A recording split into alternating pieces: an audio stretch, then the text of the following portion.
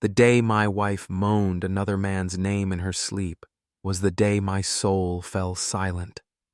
I didn't shout. I didn't shake her awake. I just lay there, wide-eyed, paralyzed in our 1,000 thread-count sheets, listening to her whisper someone else's name like a lullaby. Dior. Her voice coded it in honey, soft and intimate, like it belonged to a secret she cherished. And I realized then she had already left me long ago, long before this night, long before the $12,000 therapy sessions, the staged affection at charity galas, the "we just need space" excuses. She was gone, not physically, but emotionally, spiritually, sexually. She had drifted into the arms of someone else and only left me the shell of her body to pretend with.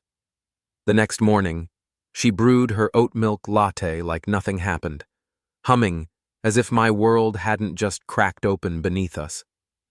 That was the moment I stopped loving her and started building the version of me she thought she could destroy. Before we dive into today's story, take a moment to share where you're tuning in from.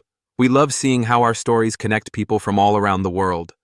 Your comments and thoughts bring this community to life, and we're so grateful to have you on this journey with us. If you haven't already, don't forget to subscribe and turn on notifications so you never miss a new story. Now, grab a cozy seat, maybe a cup of coffee or tea, and prepare yourself for a tale that will captivate your heart from beginning to end. Let's begin. The night my wife whispered another man's name in her sleep was the night I stopped pretending. It wasn't loud, but it was clear, like a bruise you don't see until it throbs. Dior, she murmured, wrapped in 1,000 thread-count sheets beside me. I lay there, wide awake, my pulse grinding against the silence, staring into the ceiling as if it could rewrite what I'd just heard. The name wasn't mine. It wasn't even a slip of a memory. It was present. Intimate. Rehearsed. I didn't wake her. I didn't ask questions. I just blinked, frozen, and listened to the soft purr of betrayal curling from her lips like a lullaby. Morning arrived like nothing had happened. Zanaya hummed while steaming her oat milk latte, scrolling her phone absently in a silk robe that had once felt like skin to me. "You didn't sleep well," she said, glancing up briefly. I nodded, silent. That was the moment I knew. She'd left me long before she ever physically would. Emotionally, spiritually, she had defected. She had passed through the invisible wall in our penthouse and into another man's arms, and she wasn't coming back. We'd been married 8 years, the kind of marriage people from the outside assumed was perfect. We hosted galas together, we vacationed in St. Lucia, our family Christmas photos made it into luxury lifestyle magazines, but none of those glossy moments held truth.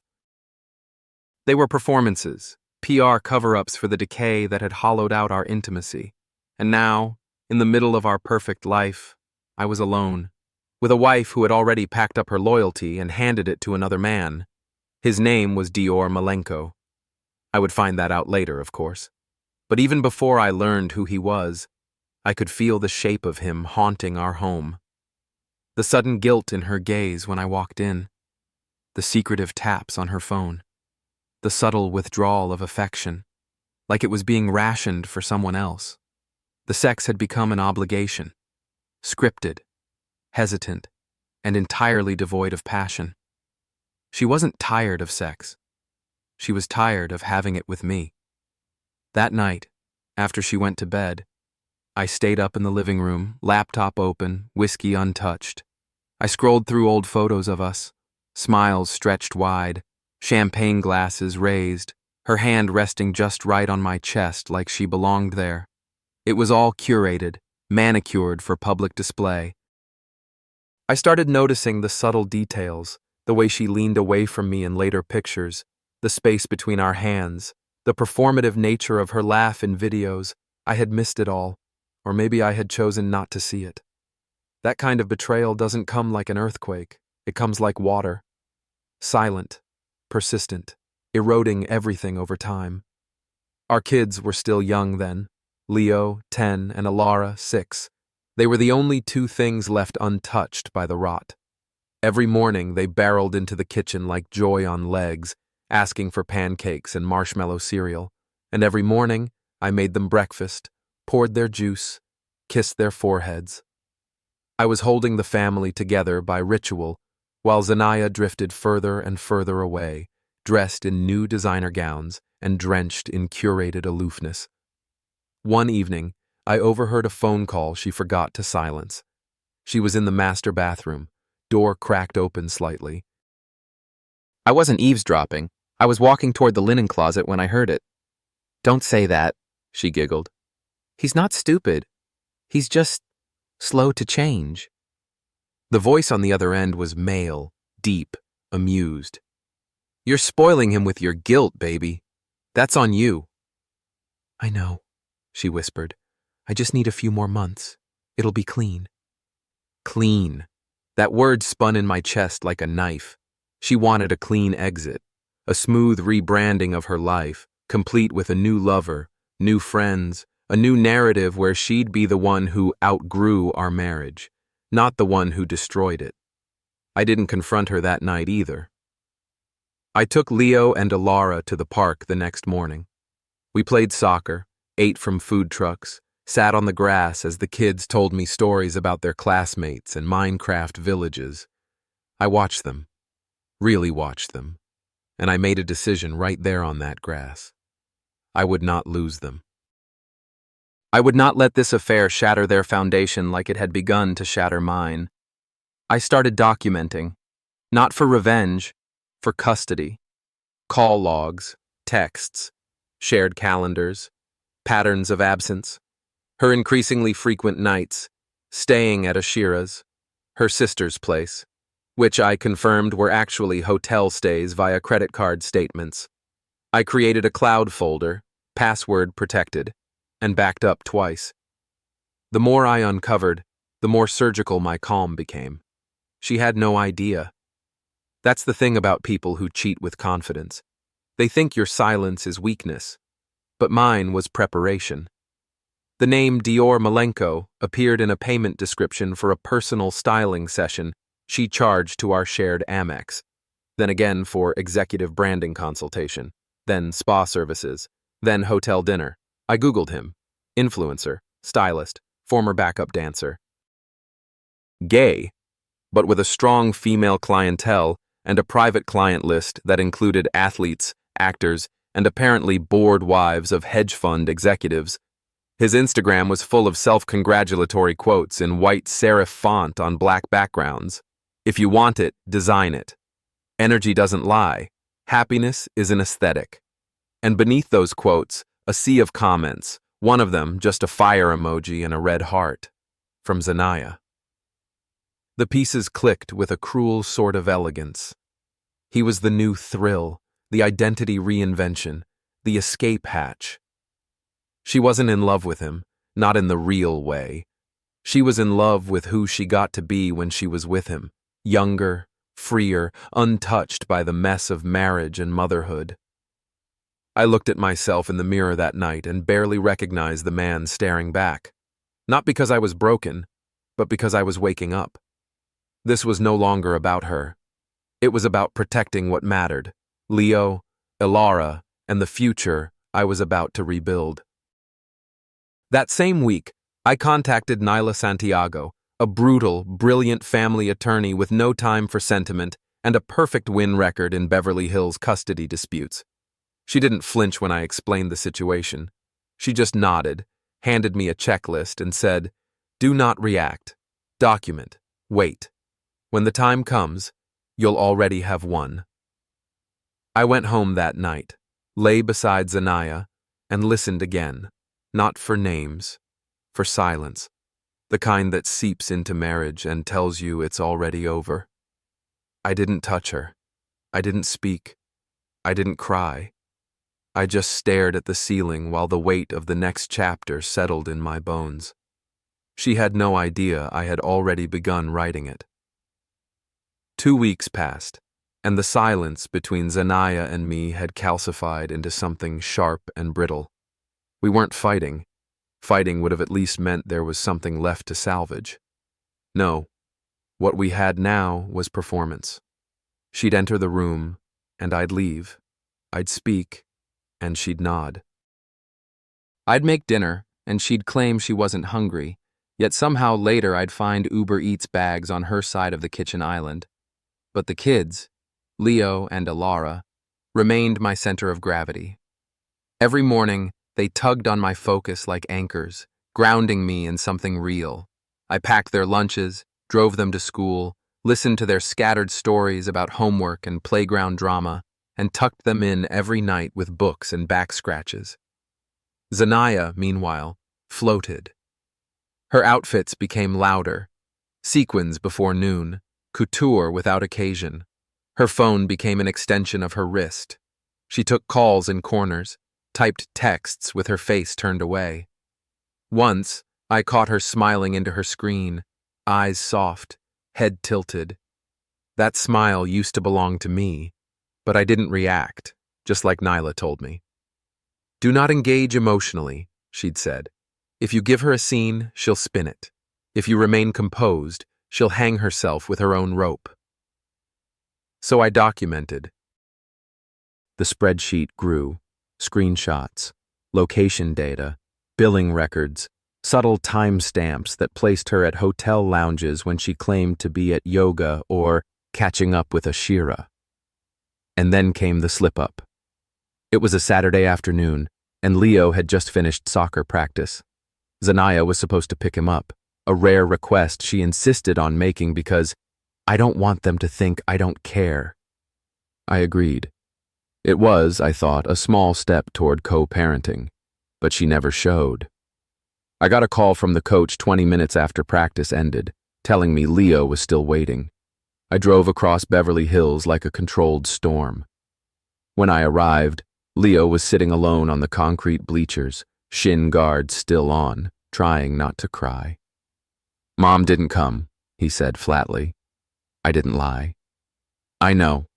I took him for burgers and let him talk through it. He didn't say much, but I could see the thread fraying.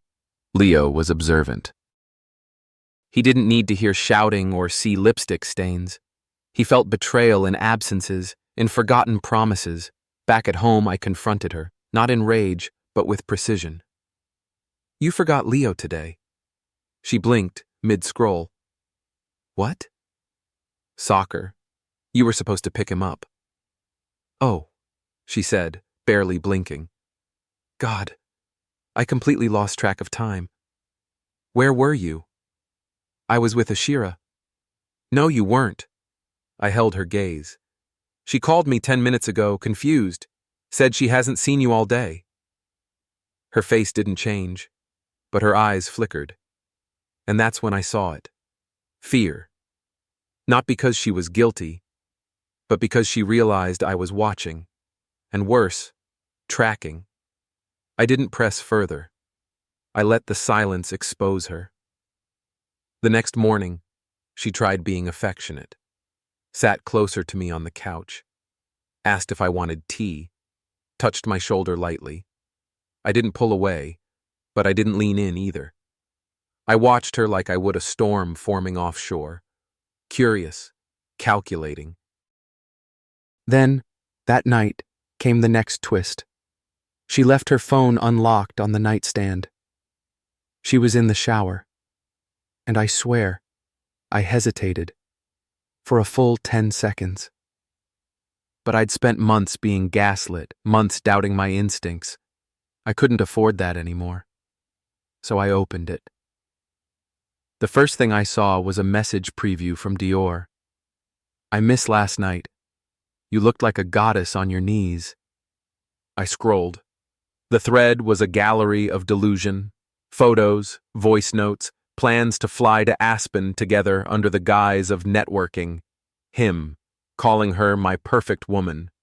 Her, sending heart eye emojis and voice memos whispering, "I want to taste you again." I felt something dislodge in my chest. Not heartbreak. That had already come and gone. No, what I felt was clarity. This wasn't a marriage anymore. This was a branding partnership she wanted out of. And Dior wasn't even a real romance. He was a fantasy, a spotlight reflection. A gay man who fetishized her power, and she mistook it for love. I took screenshots of everything, synced them to the cloud. Then I wiped my fingerprints off her phone and put it back exactly where I found it. By the time she stepped out of the bathroom, robe belted, humming some Billie Eilish song, I was sitting calmly in bed, reading a bedtime story to Alara. A week later, she asked to meet at her favorite brunch spot, Marble Sage, a place we used to go when we were still in love. She looked polished, confident. Her aura said, "I'm in control." "I've been thinking," she said over her avocado toast. "We've grown apart. We're different people now. I think it's time we consider a separation." There it was, the scripted exit. I sipped my coffee. "That's interesting. I've been thinking the same." She blinked. "I've retained counsel," I continued. "If you're serious about separation, we can start discussing terms." Zanaya's facade cracked for a half second. Then she straightened. "Good. Let's keep it civil." "Always," I said. That was the first time I saw her scared. She expected resistance, begging, drama. Instead, I gave her paperwork. From that point forward, we were strategic cohabitants. Zanaya moved into the guest suite, claiming it was for space. She still dressed up for her nights out, still tried to maintain the illusion that she was the protagonist in a glamorous reinvention arc. But I saw the panic in her reflection when she thought I wasn't looking. Nyla prepared me for mediation, custody, asset division, reputation protection, and all the while, I kept playing the role: stable father, calm husband, emotionally mature man, betrayed but not broken. Leo stopped asking for his mom to attend school events. Alara started drawing pictures of Daddy's house with just the three of us in it. Zanaya noticed. She brought home toys, promised zoo trips she never followed through on. When she realized the kids were slipping from her, she tried to compensate with gifts. But kids don't want gifts. They want presents. One night, Leo came into my room while I was folding laundry. He looked hesitant. "Dad?" "Yeah, bud?" "Why does Mom lie?" I paused. "What do you mean?" "She said she was going to take us to the museum on Sunday, but she went to that hotel instead. I saw the Uber location on her phone. I didn't say anything." I crouched down, looked him in the eye. "Sometimes," I said carefully, "people make choices that hurt others, even if they don't mean to. But it's not your job to understand it all. It's my job to protect you from it." He nodded, but he already knew. Zanaya was losing them, and she couldn't see it, because she was still chasing a version of herself that didn't include them. 3 days before mediation, Dior showed up at the house. He wasn't supposed to, but entitlement has no boundaries. I opened the door to find him in designer sweats, sunglasses on indoors, holding a phone like it was a weapon. "Is Zanaya home?" he asked, voice syrupy. She's not. She's not answering my texts. I wouldn't either if I were her." He smirked. "Is this your angry husband phase? Or your sad ex phase?" "Neither," I said calmly. "This is the part where you leave before the kids see you." He hesitated. "Look, man," he said, tone shifting. "This wasn't personal. She was unhappy. I was convenient." "And you're disposable," I said. "You just don't know it yet." His jaw twitched. I closed the door without another word. Later that night, she screamed at me. "You embarrassed me." I stayed calm.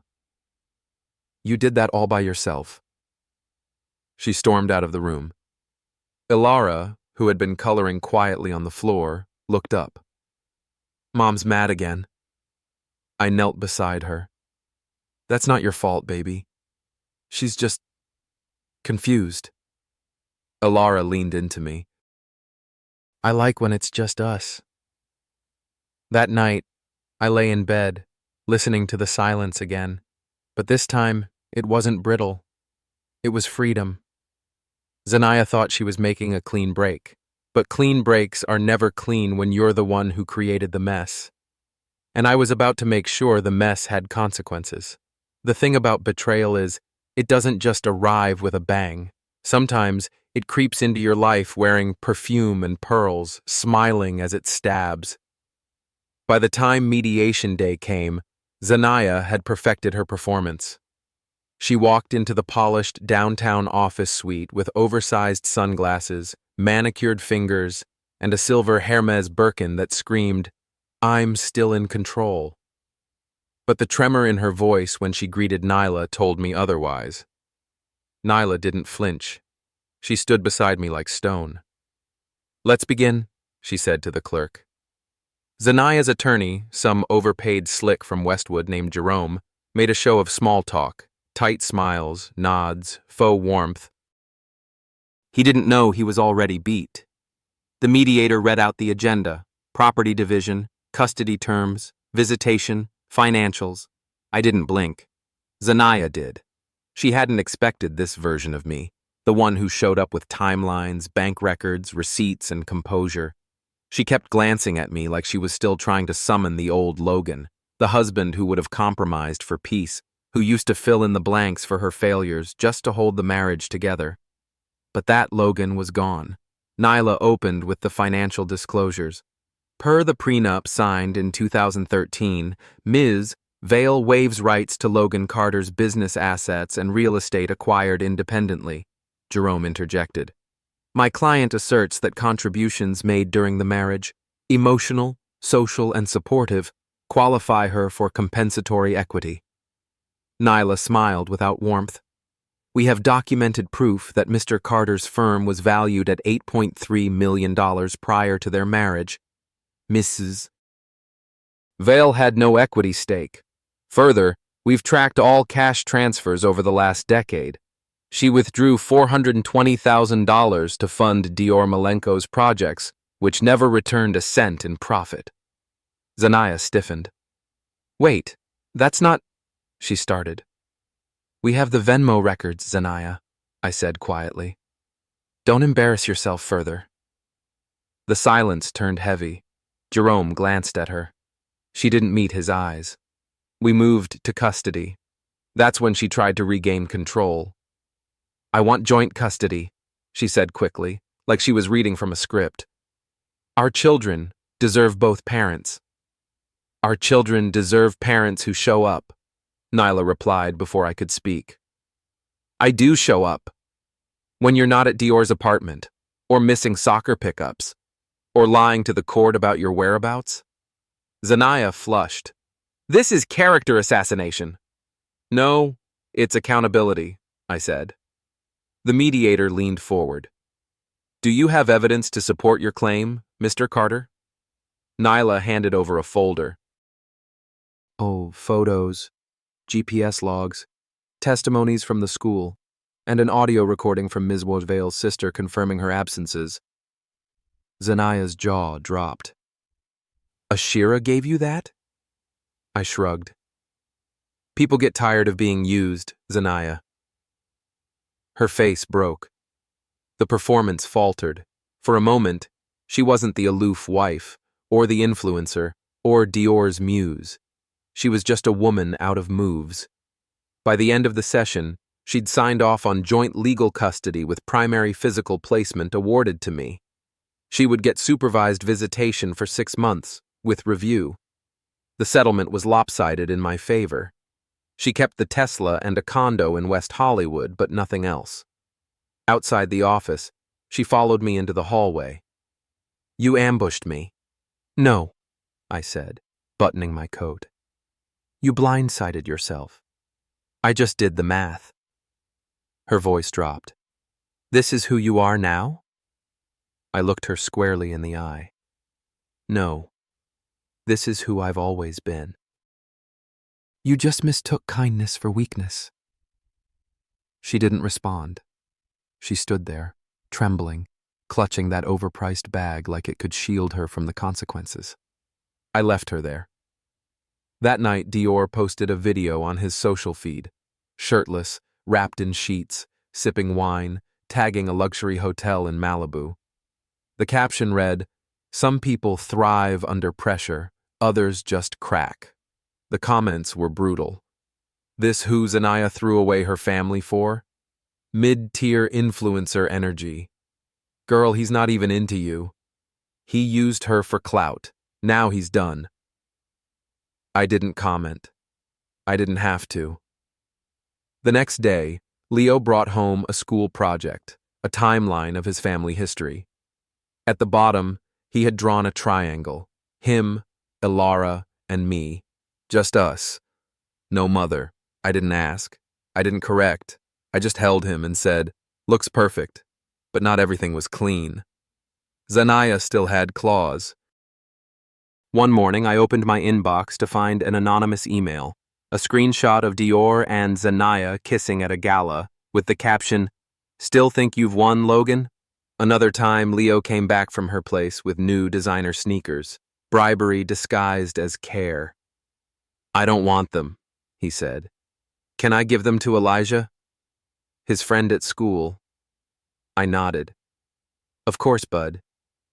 I didn't speak badly about her to the kids. I didn't have to.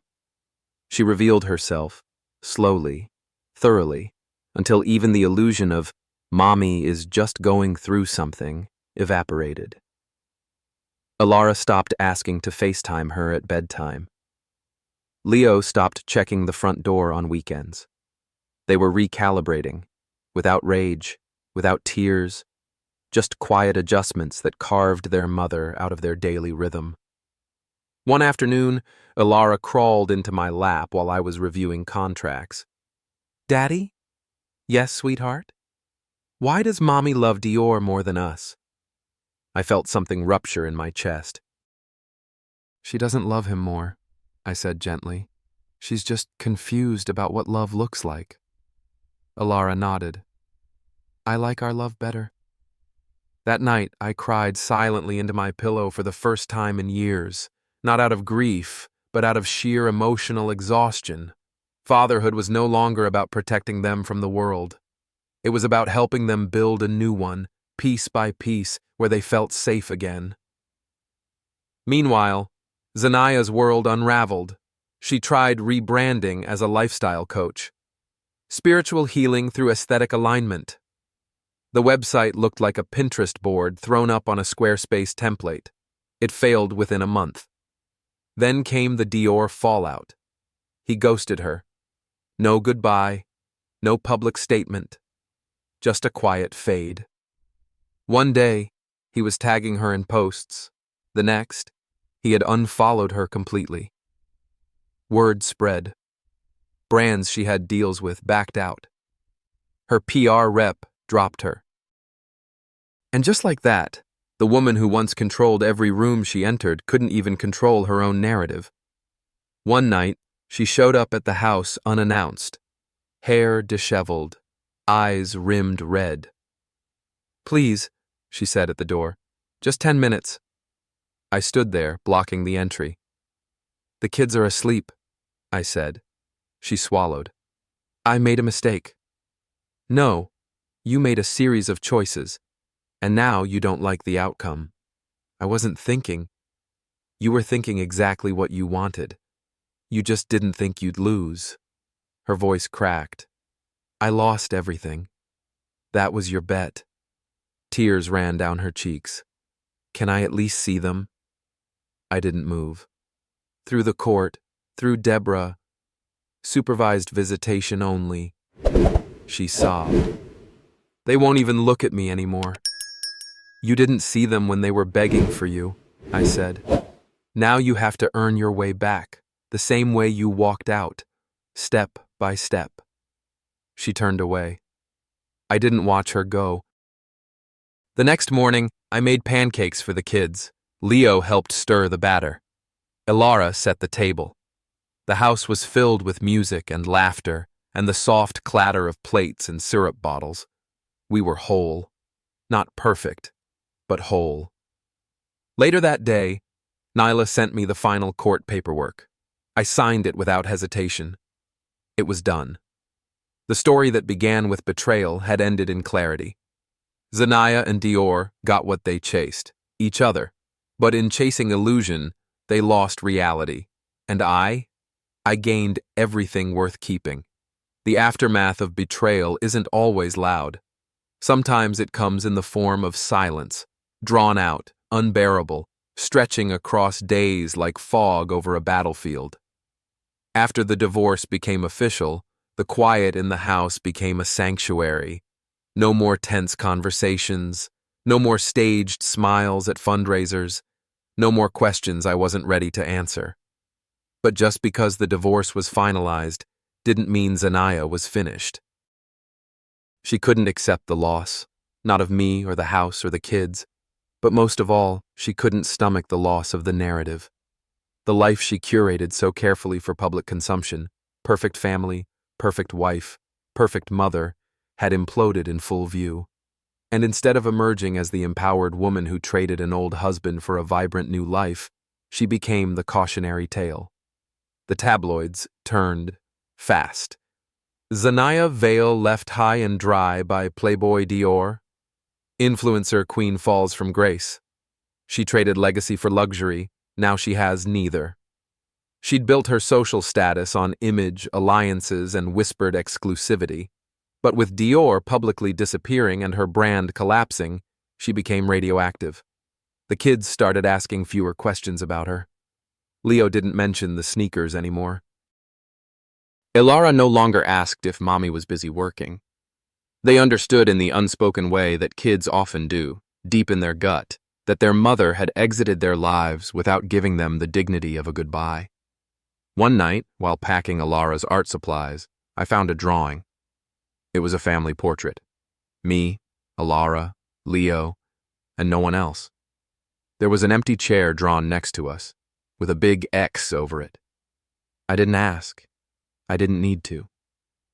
But the silence was deceptive, because behind the scenes, Zanaya was still maneuvering. 3 weeks after the final custody order, she filed a petition to modify it. Her claim? Emotional alienation by the custodial parent. My hands clenched when Nyla showed me the paperwork.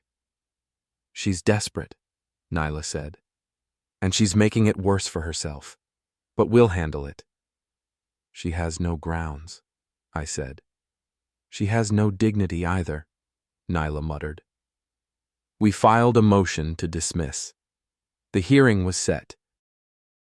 In the meantime, I documented everything: school drop-offs, doctor visits, emotional milestones, therapy sessions. Everything that proved my parenting wasn't just consistent, it was healing. Meanwhile, Dior began bleeding credibility. He had promised a new creative movement, a genderless fashion collective backed by influencers. But without investors, without legitimacy, it crumbled. A leaked investor memo showed that Dior had misrepresented numbers to sponsors. Lawsuits followed. His Instagram, once filled with champagne and half-naked thirst traps, turned defensive. Zanaya stuck beside him for a while. She posted vague captions like, "Real ones never leave your side," and "Ride or die, even in the storm." No one bought it. Comments turned ugly. "Sis, he's using you. You're not the ride, you're the road. You lost custody for this? Not Dior playing house while you fight in court for your own kids." Then came the inevitable unfollow. He ghosted her for real this time. Blocked her. Deleted every photo.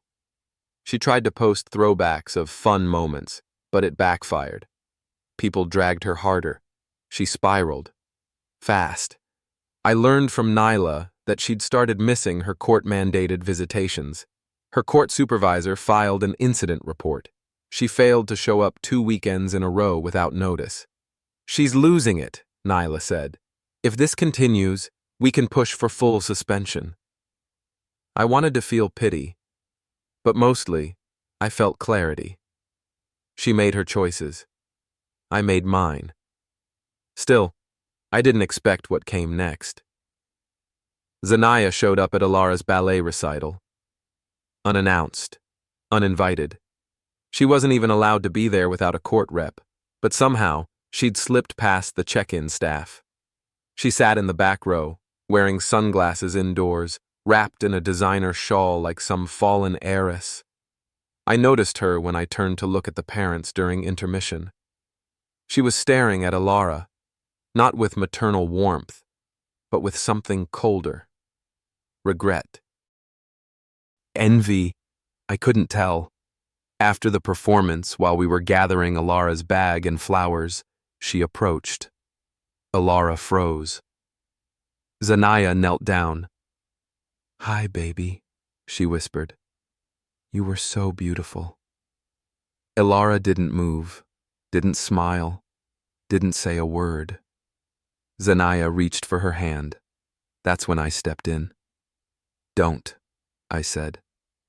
Calm. Firm. I just wanted to tell her, "You forfeited that right when you didn't show up for her birthday." She flinched. "Alara," I said gently, "go wait with your teacher for a minute, sweetheart." Once she was gone, I turned to Zanaya. "You're in violation of your own agreement. Again." "I miss them," she said, voice trembling. "I miss what we had." "No, you miss being adored. You miss control. But love, you abandoned that long before Dior." Her eyes brimmed. "Please, Logan. This isn't a movie, Zanaya. You don't get a redemption arc just because you showed up wearing remorse." I walked away. By the following Monday, Nyla had filed the violation report. The judge didn't hesitate. He suspended her visitation until she submitted a psych eval and parenting readiness assessment. She didn't contest it. Instead, she disappeared. Deleted her Instagram, dropped her rebrand, ghosted the influencer scene. Word trickled down that she'd gone to a wellness retreat in Arizona, some high-end rehab for burned-out socialites and fallen TikTok stars. Leo asked me once, "Is mommy okay?" I said, "She's getting help." That was all. He nodded. That was enough. During this time, something unexpected happened. Ashira, Zanaya's sister, reached out. "I'm sorry," she said on the phone. "I didn't know how bad it got." "You enabled her," I said bluntly. "I did," she admitted. "And I'll regret it forever. But I want to be there for the kids, if you'll let me." I let her come over, cautiously. She brought books, painted nails with Alara, played video games with Leo. She didn't push. She just showed up. I respected that. When she asked how I was holding up, I hesitated. Then I said, "I'm fine, but I'm tired of fixing what I didn't break." She nodded. "I get it. I loved her too, and I couldn't stop her from becoming this version of herself." After Ashira left that evening, I found myself looking at old family photos, not to reminisce, but to remind myself how much I had survived. Every fake smile, every manipulated moment, every time I was gaslit into thinking her absence was my fault. Now, I was rebuilding something authentic, not just for the kids, for me. One morning, while making breakfast, Leo walked in and said, "Dad, if I become a dad one day, I want to be like you." I froze, then smiled. "That means everything, buddy." Alara chimed in, "And I want to marry someone like you." I laughed. One miracle at a time, okay? In those small declarations, I found redemption, not the kind that comes from revenge or destruction, but from restoration. Still, there was one final twist. Months later, Zanaya posted a cryptic essay on Medium, titled, "When the Mirror Cracks." It was an open letter, a confessional. She spoke about betrayal, not mine, but Dior's. About how he used her for fame, how he slept with men behind her back, how she thought she was his queen when she was just a prop. She admitted to losing herself in a fantasy, to hurting the only man who ever loved her truly. She tried to reframe it as self-discovery. Sometimes we break others because we're broken. The piece went mildly viral. People called it raw, brave. Some even applauded her. But I knew the truth. It wasn't bravery. It was brand management. She was trying to control the narrative again. But it was too late. Because the people who mattered, her children, weren't reading Medium essays. They were too busy healing, living, growing. With me. Not with the ghost of the woman who chose chaos over family. And not with the man who lit the match. Zanaya Vale burned the house down. But I walked out with the only treasures that mattered, my peace, my children, my dignity. Everything else, ashes. When you think you've hit rock bottom, you brace yourself for quiet. But when your ex-wife explodes in real time, in front of lawyers, judges, and your kids, you realize rock bottom is loud. It started with a letter, not from Zanaya, from her new lawyer. Yes, new. She fired the last one. Fired or scared off, no one knows. The new one, a guy named Burke Holloway, sent us a letter filled with convoluted accusations, emotional sabotage, financial deceit, and, get this, coercive parenting. It read like a conspiracy theory written by someone drunk on betrayal and vodka tonics. Nyla blinked at the pages. She's trying to reframe the entire narrative, blaming you for the collapse of her brand, her relationship, and her reputation. I skimmed it again. I didn't even post anything. She wrecked herself. She thinks the truth is an attack. We filed a counter-response that same afternoon, calm, clinical, lethal. With every receipt, date-stamped document, and behavior log, we made it clear she wasn't coming back from this with custody or sympathy. Still, the court date loomed. I prepared, not with rage or theatrics. I went through therapy notes, counselor statements, Leo's progress reports, Ilara's drawings, proof that our home was steady while hers collapsed under ego and chaos. The morning of the hearing, Leo tugged my sleeve. "Are you nervous?" "A little." He nodded. "You always look calm, even when you're not." I smiled. That's my job. Nyla met us at the courthouse. She wore her war-color blazer, dark navy with sharp shoulders, and carried a binder that could out-argue an entire law school. When Zanaya walked in, the air changed. She wasn't the glowing goddess from her Instagram days. Her hair was brittle, face pale, lips bare. Dior wasn't with her. Rumor was he'd vanished into some Miami art scene mess, sleeping with models and grifting for gallery space. She looked abandoned. Yet she held her chin high, like pride alone could substitute for credibility. The judge was a woman named Honorable Christine Wellborn, stern, precise, zero patience for spectacle.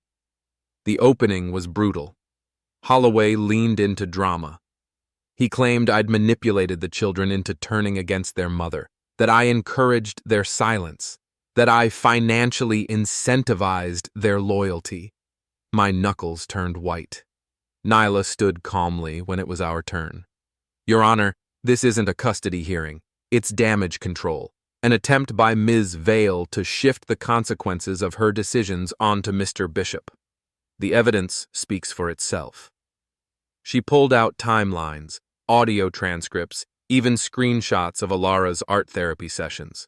One had Ilara drawing a broken mommy, with sad clouds over her head and fire in her hands.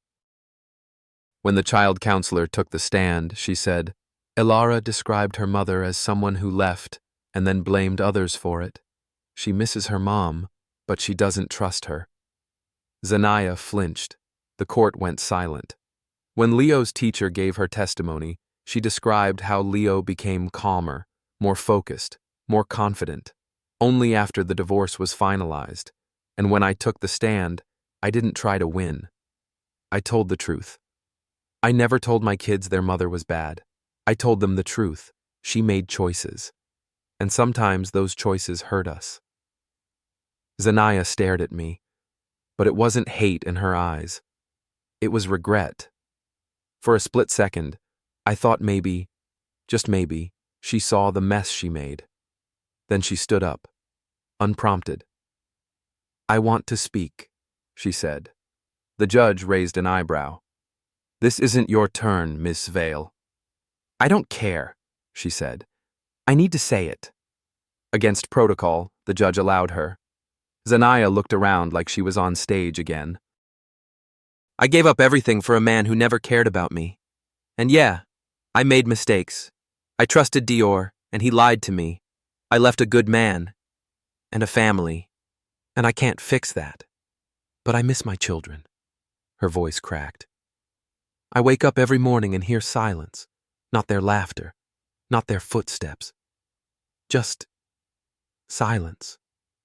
It was the first honest thing she'd said in a long time, and yet it was too late. The judge nodded solemnly. "Thank you, Ms. Vale. But remorse is not a legal argument. Court will resume." 3 hours later, the judgment came in. The custody agreement remained untouched. Zanaya's visitation rights would stay suspended until she met the full criteria: psychiatric evaluation, parenting readiness certification, and 6 months of clean behavior. She sobbed. No one clapped. This wasn't a movie. But I felt it. Closure. Thick in my throat. Outside the courtroom, as I was putting Leo's sketch pad back into his backpack, Zanaya approached. Her voice was small. "They used to run to me. They still remember you," I said. "But they remember what you did more." She nodded. "I'm sorry, Logan. I really am." "I know." She reached out. I didn't flinch, but I didn't reach back either. "Take care of them," she whispered. "I already am." Then she walked away. No heels, no camera flashes, no entourage. Just a woman who lost the one thing she thought she could control: love. 3 months passed. Zanaya was gone from public view. But Dior? Oh, he wasn't done. He resurfaced in LA, trying to launch a new line called Primal Pulse, claimed it was inspired by betrayal. He even used Zanaya's likeness in his promo art, digitally altered but unmistakably her. She threatened to sue him.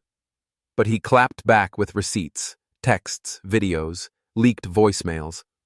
The drama unfolded like a live-streamed Greek tragedy. Then came the real twist. An exposé broke on a fashion blog. Dior was under federal investigation for fraud. Turns out he forged investor documents, faked sales metrics, and bribed influencers to promote fake collaborations.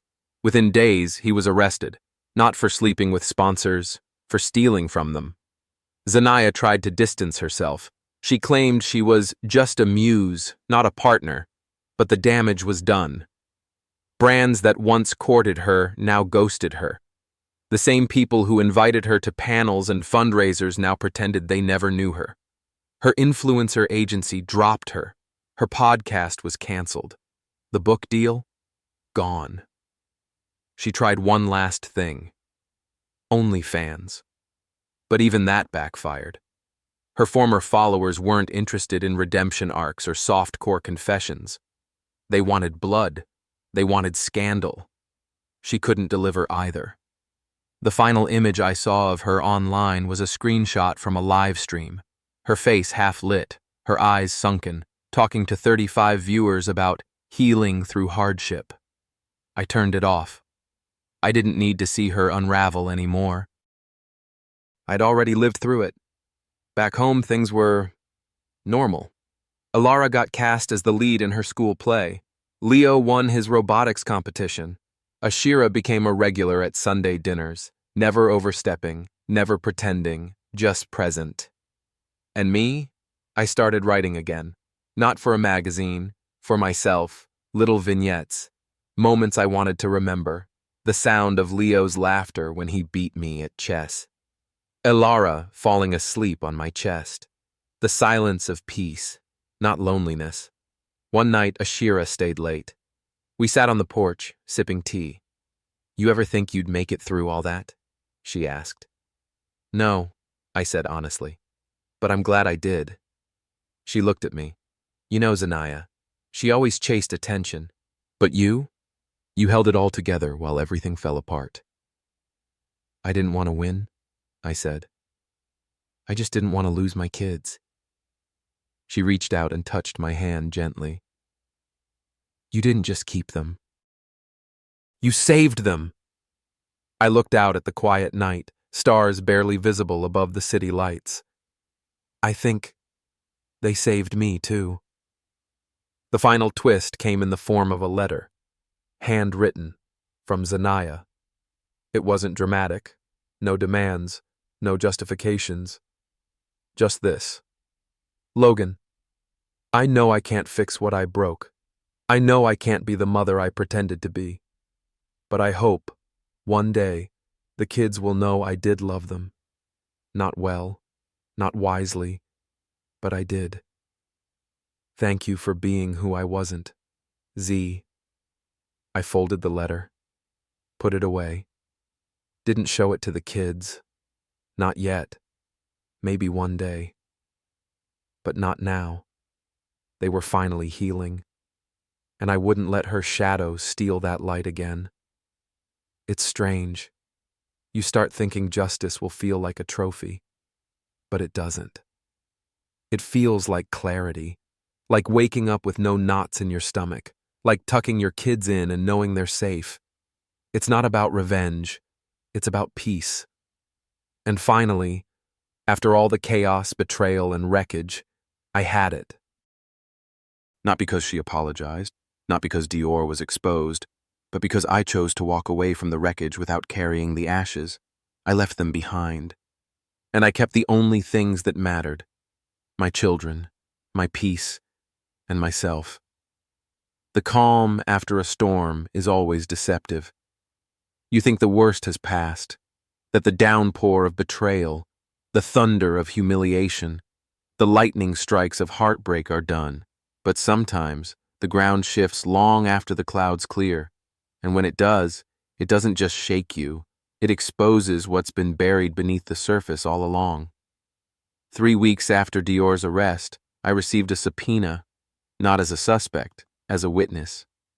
Apparently, Dior had named names in exchange for a softer deal.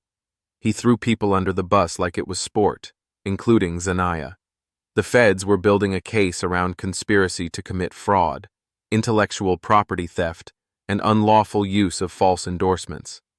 Zanaya wasn't a silent bystander anymore. She had signed contracts. She had appeared in promotional material. She had received payouts routed through shell accounts. And she had lied, under oath, about her role. The system that once worshipped her image now turned its full gaze toward the truth, and the truth did not flatter. Nyla called me the moment the documents hit her desk. "She's being investigated, Logan. They want to bring her in for questioning." I sat at the dining table, watching Leo and Elara play Uno. They were laughing, arguing over a wild card. "What does that mean for the kids?" "It strengthens your position, legally, morally." She's finished. I should have felt triumphant. I didn't. I felt exhausted. This wasn't just the fall of a public figure. It was the disintegration of someone I once trusted with my life, the mother of my children, the woman I held when Elara was born. But empathy doesn't rewrite consequences, and truth doesn't stop for sentiment. The media caught wind by week's end. Headlines screamed across social feeds, "Zanaya Vale named in fraud scandal." From fashion queen to courtroom scene, Dior Valencia's empire was a lie, and she helped build it. I didn't say a word publicly. Didn't post, didn't gloat, didn't explain.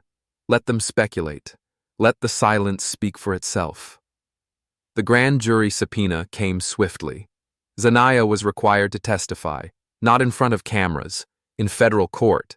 Her team tried to shield her, released a statement that she was suffering from trauma-induced emotional distress, that she was manipulated by Dior, and regrets being used. But leaked DMs and email chains told a different story. She had helped stage fake fashion campaigns. She had sent threatening messages to ex-employees. She had funneled money through third-party accounts registered to old LLCs under her name. The prosecution wasn't playing. They had receipts.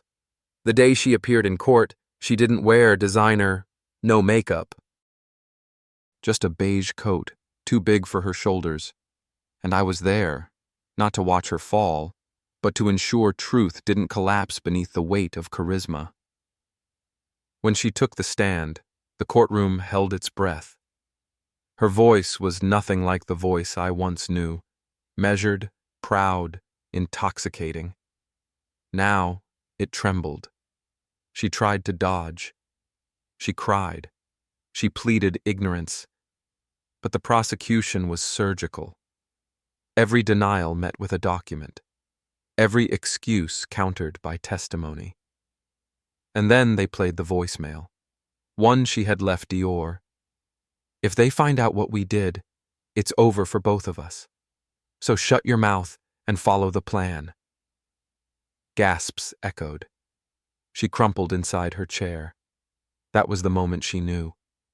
She wasn't just losing credibility. She was losing the game. Back home, I told the kids she was going away for a while. Ilara blinked. Like vacation? No, sweetheart, I said gently. More like time to think. Leo didn't ask. He just nodded and went back to his book.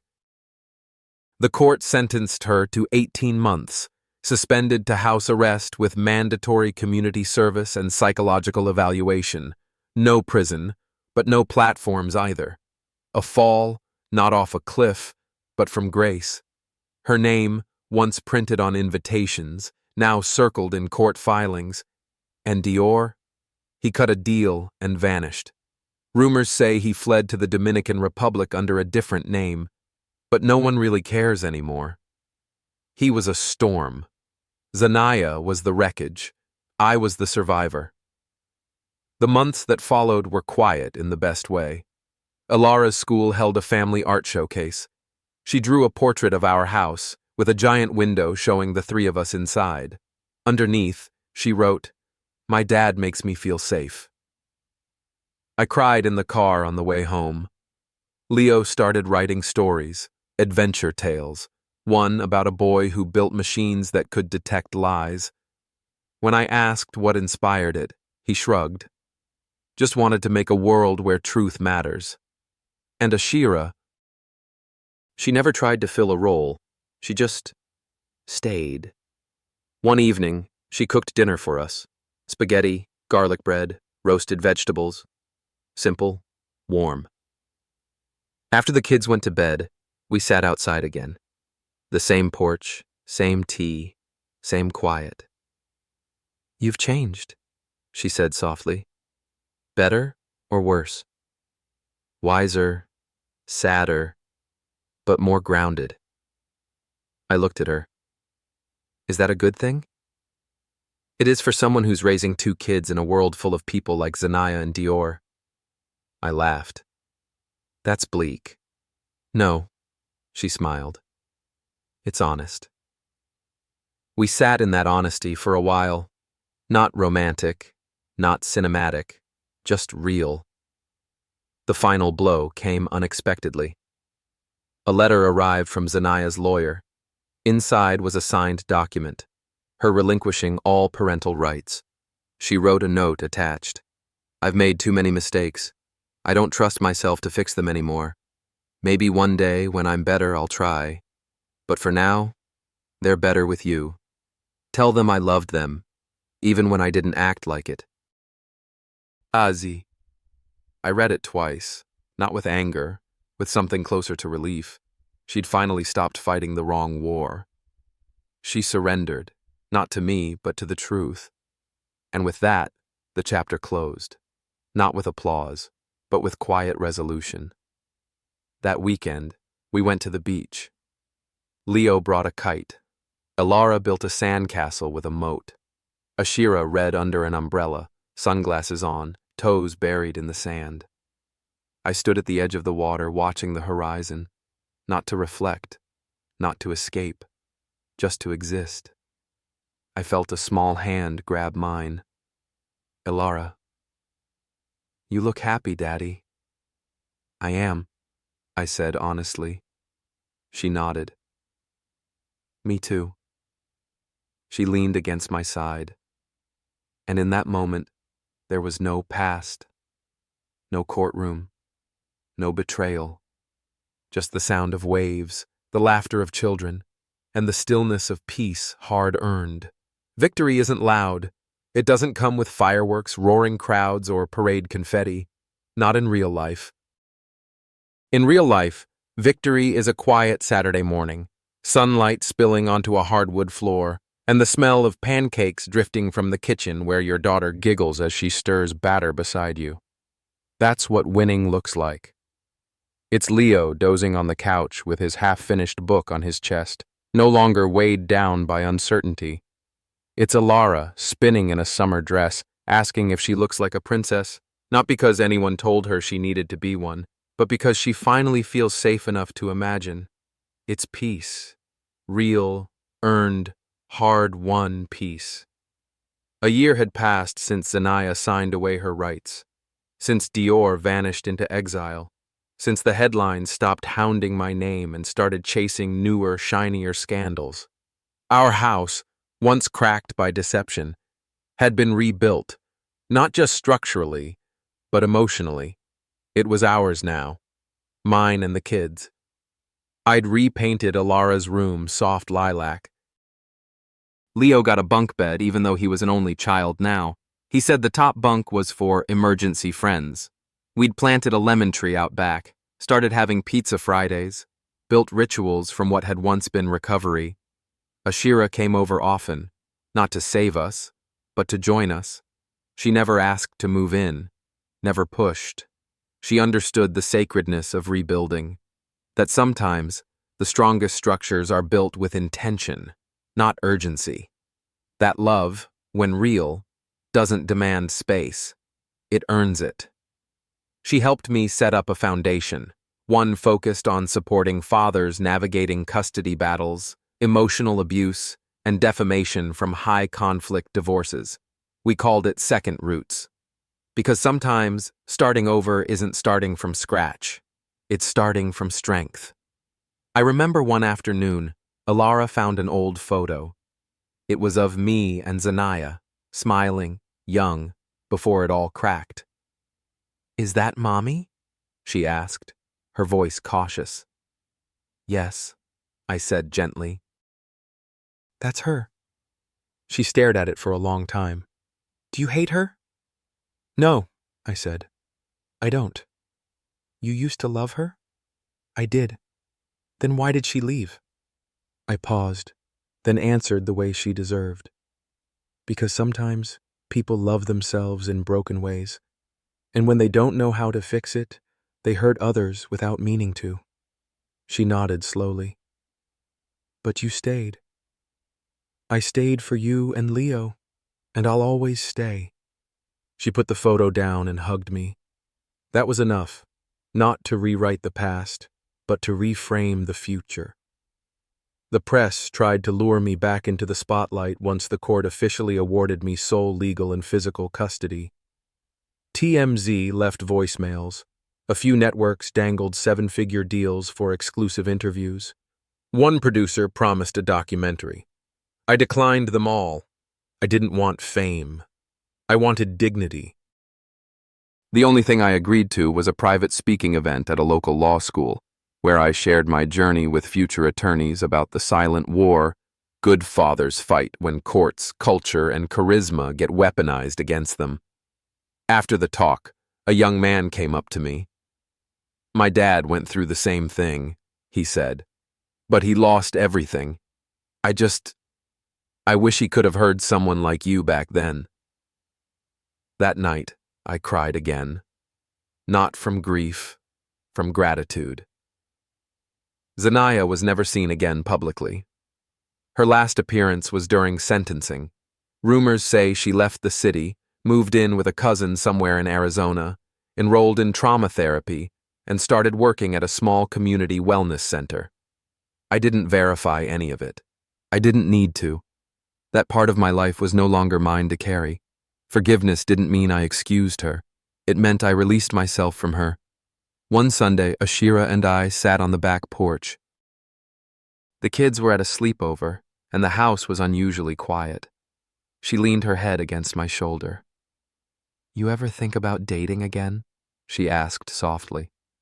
I smiled. "You asking for a friend?" She laughed. "Maybe." I took a long breath. I've thought about it, but I don't want something that feels like a fix. I want something that feels like a continuation. She looked up at me, eyes clear. "So, what are we?" I reached for her hand. "Maybe we're something real, but not rushed." She nodded. "That's good, because I wasn't going anywhere." And just like that, something new began. Not dramatic, not defined, but deeply, quietly right. On the anniversary of the divorce, I wrote a letter, not to Zanaya, to myself. "Logan, you survived the kind of storm that doesn't just shake your house. It tears off the roof and dares you to rebuild with bare hands. You lost the illusion, but you gained your truth. You were called worthless, unlovable, replaceable. And still, you stayed.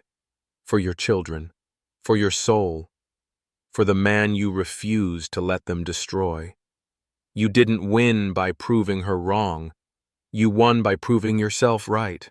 Let this be your reminder. You were always enough, even when she couldn't see it, especially then." I sealed it in an envelope, wrote, "For the days I doubt," on the front, and tucked it into my nightstand. I haven't had to open it yet, but I like knowing it's there. The final time Leo asked about his mom, he was 11. We were walking through the botanical gardens. He saw a woman who looked vaguely like her. Same posture, same hair. "Do you think she misses us?" he asked, quiet. "I think she misses who she wanted to be," I said, "but not enough to become that person." He nodded. "Okay." And just like that, he never brought it up again, because he wasn't looking for her anymore. He was looking ahead. On Leo's 12th birthday, he gave me a card. It had a hand-drawn photo of the three of us. On the back, he wrote, "You're the best dad because you stayed, and because you always tell the truth, even when it hurts." That night, I stood in the backyard long after everyone went to sleep, looked up at the sky, and realized I didn't feel like I'd lost anything anymore. I felt whole, complete, worthy. The kind of man Dior tried to bury, the kind of father Zanaya tried to erase, the kind of soul no lie could undo. This is how it ends. Not with vengeance, not with fire, but with healing, with reclaimed identity, with children laughing, growing, thriving under the care of a man they now know, beyond all doubt, will never disappear when things get hard. This story began with betrayal, but it ends with presence. The kind that doesn't need to prove anything, because the proof is already living, breathing, and smiling under your roof. That's victory. That's legacy. That's me, Logan Cade. And I'm still standing. In the quiet aftermath of chaos, we often discover who we truly are, not in the noise of revenge, but in the stillness of resilience. Betrayal, no matter how sharp its edge, is not the end of one story. It's an uninvited turning point. Painful, yes, but also clarifying. What once broke you apart often reveals the unshakable parts of yourself that were waiting to be seen. This story wasn't about loss. It was about reclamation, about choosing presence over rage, dignity over destruction, and understanding that peace is not handed to you. It's built, brick by quiet brick. At the core of every heartbreak lies a question. Will you let this define you, or will you define what comes next? Healing doesn't always roar. Sometimes it whispers, but its echoes carry farther than you imagine. Thank you for staying with us through this powerful journey. If any part of this story resonated with you, if it stirred something inside or gave you pause, please share your thoughts in the comments. And we value every voice in this community. Don't forget to subscribe and turn on notifications so you never miss the next chapter of resilience, justice, and renewal. We're honored to have you here. Until next time, stay grounded and stay strong.